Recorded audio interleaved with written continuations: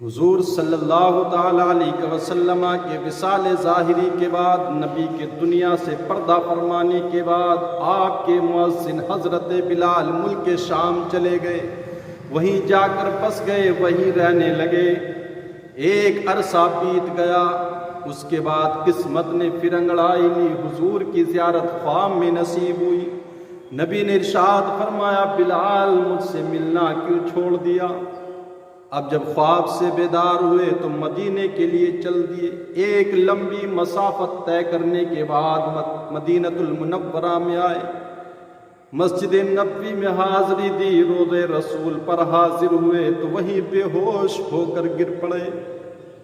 کچھ دیر کے بعد جب ہوش آیا تو اہل مدینہ نے خواہش ظاہر کی، بلال وہی اذان سنا دے، حضور کے زمانے والی اذان۔ حضرت بلال ہاتھ جوڑ کر معذرت کرنے لگے، اب مجھ سے صبر نہیں ہوگا، میرے اندر وہ برداشت نہیں رہ گئی۔ اب لوگوں نے جب یہ بات سنی، بلال مان نہیں رہے تھے، تو جا کر کے حسنین کریمین کو بلا لائے، نبی کے لاڈلے نواسے آئے، تو اب انکار ناممکن تھا۔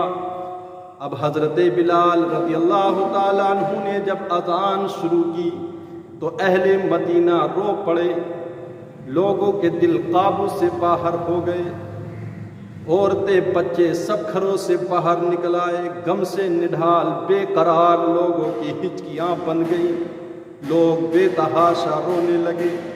جب حضرت بلال اذان پڑھتے پڑھتے اشہد ان محمد رسول اللہ پر پہنچے، لوگ چیخیں مار مار کر رونے لگے۔